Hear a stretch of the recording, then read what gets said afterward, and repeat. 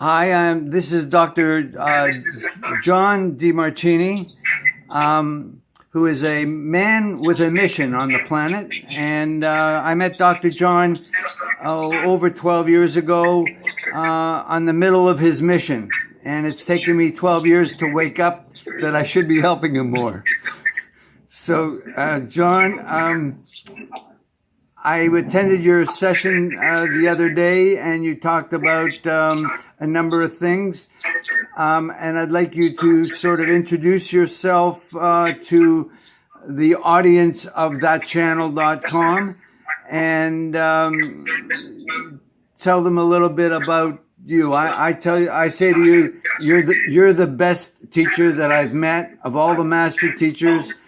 That I've been traveling the world since 1997, and you are the best that I've met. And I've met Tony Robbins, I've met the Lamas, I've met the gurus, I've talked to all the people at the Mind Valley and Barbara Marx Hubbard and Irvin Laszlo and all those people, and none of them teach what you teach as well as you teach it. So with that introduction, can you give us some little insights into where you're going? Where do you see yourself going, and how does it relate to, well, the theme of today, which is emotional intelligence? We're going to talk about emotional intelligence. Well, from my research, which I've been accumulating over the last 46 years, I believe that each individual, regardless of gender or culture or age, has a set of priorities, a set of values, things that are most important to least important in their life. And that whatever's highest on that list of values at any moment in time, they're intrinsically driven and desire and called to fulfill.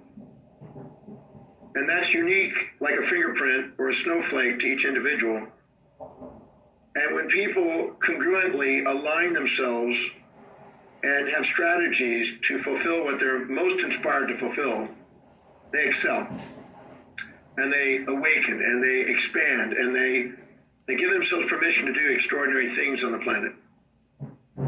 And what I do is I do my best to assist people in clarifying what that is, structuring their life in such a way they can fulfill that, so they can make the difference that they dream about. And I've been doing that for many years. I mean, since the 70s. So this is what I love doing. I full-time travel around the world. I full-time research and write, and I teach pretty well every day. And so helping people find out what that is that they're called to do, and help them structure it, ground it, so it's got a real pathway and a real strategy to fulfill it, and to help them stay focused on that so they can fulfill something that's extremely meaningful and that makes a contribution on the planet. That's what inspires me and juices me up. So I do it every day. It's what my life is dedicated to. My mission is to help people realize the magnificence of the universe and the world and themselves, and make a contribution that's adding to the magnificence. Okay, well, that's in a way, I'm inspired myself because I see, or my vision of the future is that we develop resident coordinators in every country around the world. And I see the UN is going backwards in the way they're structured, and I see that every United Nations coordinator ought to go through your training, which you call it the Breakthrough Experience, and it's a 2-day intensive. Is that how you define it? Well, I've been teaching for nearly 30 years a particular program called the Breakthrough Experience that assists people in clarifying what it is that their life is demonstrating is truly important to them, and to structure and prioritize their life in such a way that they can do the things that are most important and meaningful, learn the art of delegating things to other people that are inspired to do the things that they need to do, but not that person doing it, and allow them to master their life. I believe that people here are to wake up their natural born genius, to make a contribution economically and business-wise, to be able to have themselves not a slave economically, but to become master of service and economics, to be able to have relationships that are meaningful and loving and inspired, build families of that, to have social contribution and to make the difference socially, to have a vital, energized and beautiful expressed body, and to be inspired by a cause and a mission that they want to dedicate their life to. And the Breakthrough Experience, which I've done 1,041 times now, is my program to assist people in at least starting on that journey of mastering their life. Well, you know, you're so busy. But you have, I understand, like 4,500 trainers that you've already trained that teach your program. Is that what? Well, they don't all teach the Breakthrough Experience, but they are teaching some of the methods that can help people deal with conflict resolution, help them dissolve emotional challenges and baggage that they're carrying around, and help them to clarify and inspire their lives and to live congruently. But yeah, we have 4,500 about method facilitators, Denartini method facilitators that are out there working in all different aspects of society. Some are in business, some are in economics, some are in government, some are in health, some are in sports. There are different areas, healthcare, relationships, education. But they're applying the principles and methodologies that I've coordinated and developed that are assisting people and helping them solve problems that they face in the world. I've been dedicated to trying to find problems, solutions for humanity, I call it. When people have challenges, I try to find a solution. How do we solve that? How do we do it where people can empower their own life to solve their problems? So, yeah, I've been training people for about 29 years on that, helping people do that. Yeah, well, it's fantastic what you're doing. And you know, yesterday I was talking with Startups Canada, which is a government-designed organization that is looking to develop startups. And I asked them if do you do anything with emotional intelligence or conflict resolution or global standards for social responsibility. And their answer was no. So I said to them, you know, like, I think at where you guys are, you guys should all of the people that come through Startups Canada should receive your training. All people in governments that are looking to make governments work more effectively, they should go through your trainings. The problem I see is there's only one John Denartini. I mean, and you're already working 300 days a year.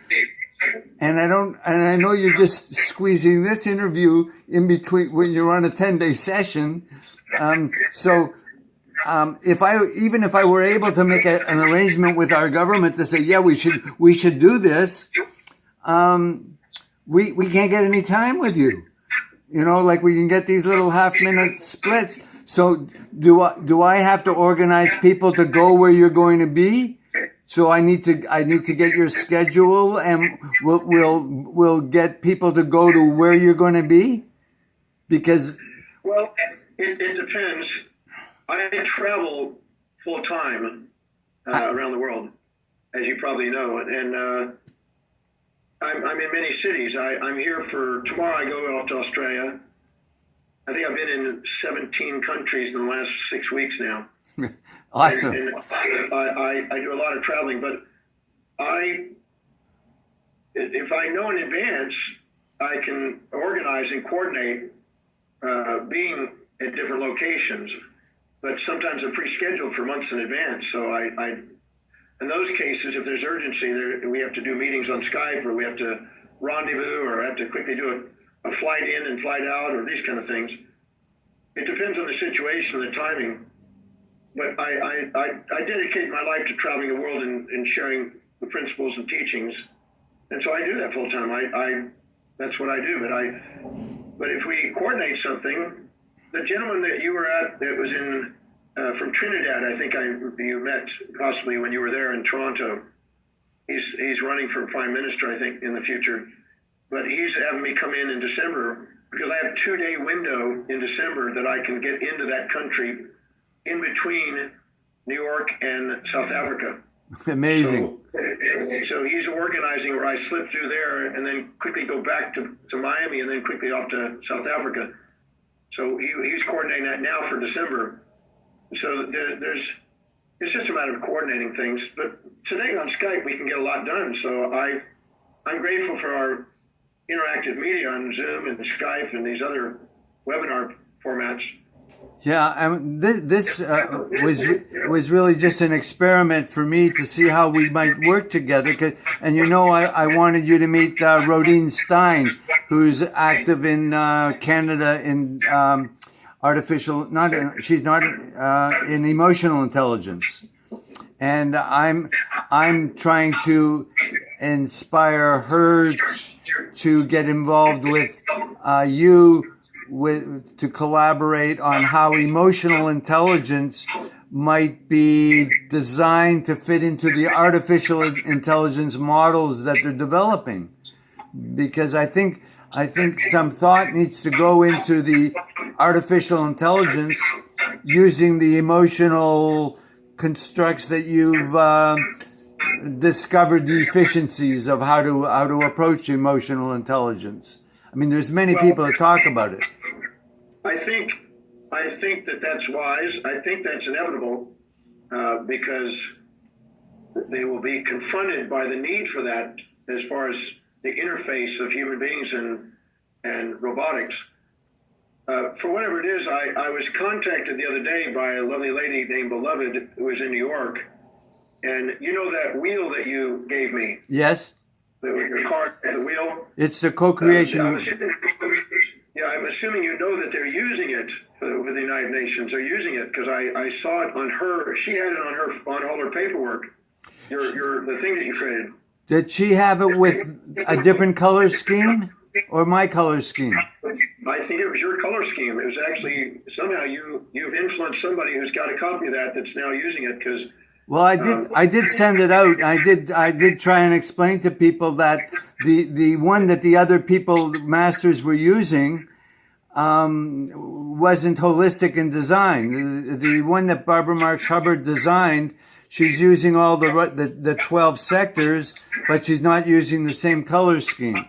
And yeah, I think it was yours because I looked at it and went, oh, I just saw that the other day in Toronto, and. But there's a conference in New York where they're some sort of UN meeting or whatever that they're having, and they had it on the literature. So she sent it and asked me if I could be there. And I said, I can't be there. I'm in the middle of a 10-day seminar.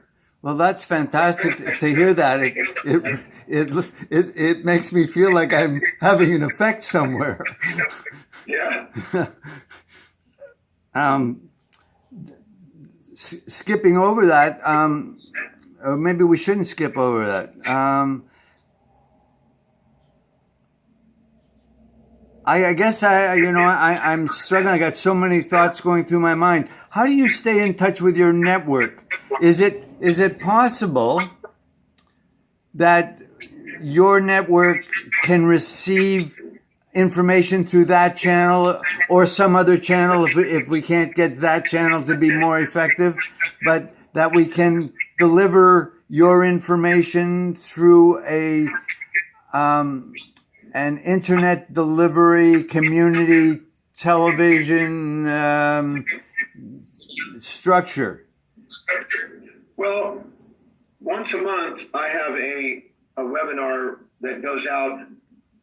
We probably have around 10,000 people that listen in, and what we do is just a conversation and a little message for everybody, and let people know what we're doing, and a theme that's a topic that I will address for an hour, and then obviously we have a Facebook community and Okay. an internet So- network that we communicate with regularly with. Okay, so your webinar that we can link into your webinar and republish it into the United Nations Coordinator Development Network. So that I'm sure it can be. I don't know all those technologies, but I'm sure somebody knows how to put all that together. well, I think that's what our job is, to figure out how to do that. On my job will be to how do we leverage out what it is you're already doing, so that I don't add work to you, but I just see what you're doing. So your webinars are one thing. Another one is your events. So we can put on our site your different events in the upcoming. So if someone is traveling to Trinidad, they can be part of that experience.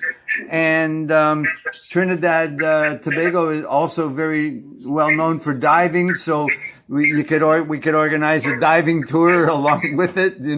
So.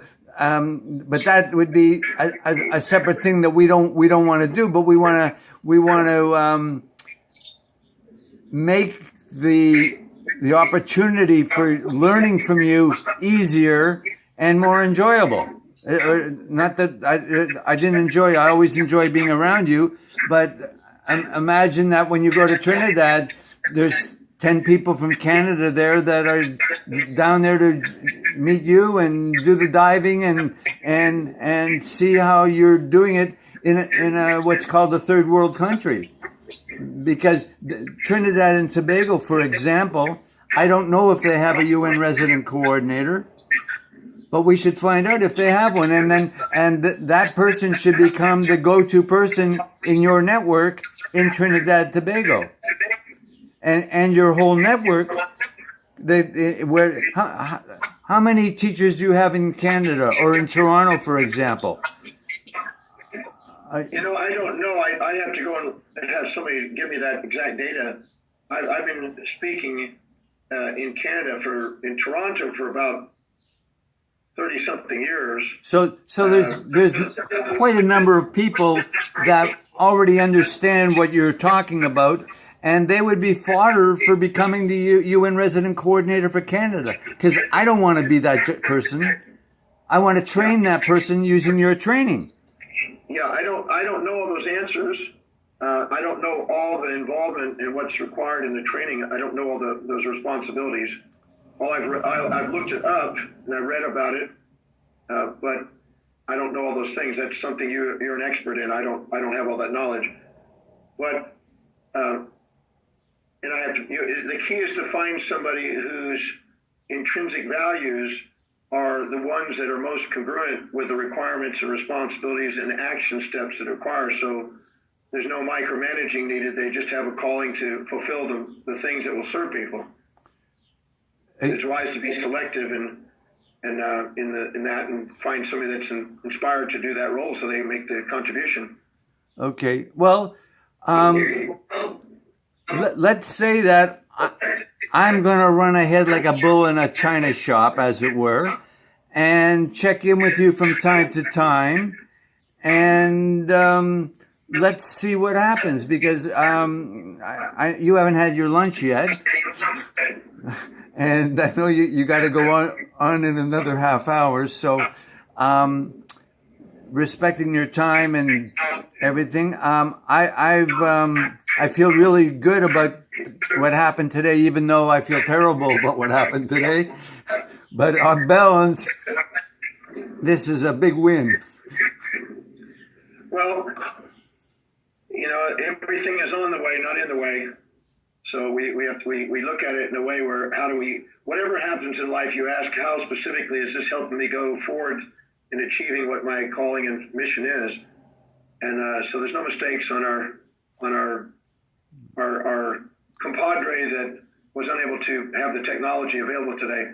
But the reality is that we'll check in and we'll find out what we can do to assist each other in our missions. All right. Well, it's the same mission. It's just that I've got more papers on my desk, and I got to get them off my desk. And so we'll end this for here, John. I love you. Thank you so much. And could you email me the people in New York that are using the wheel that we reshaped, as it were? Yeah, let me see if I can find her real quick while we're on. Hold on one second. I'm going to have to go back to Beloved.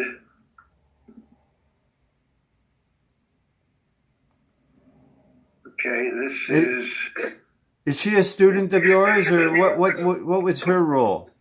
She's been to some talks, and she's doing a forgiveness program there at a peace conference. Awesome. And so I'll just send you what she's got. It's your email. Give me your email again. For some reason, I don't have it on here. It's not pulling up. mgold at homeplanet.org. mgold at homeplanet.org.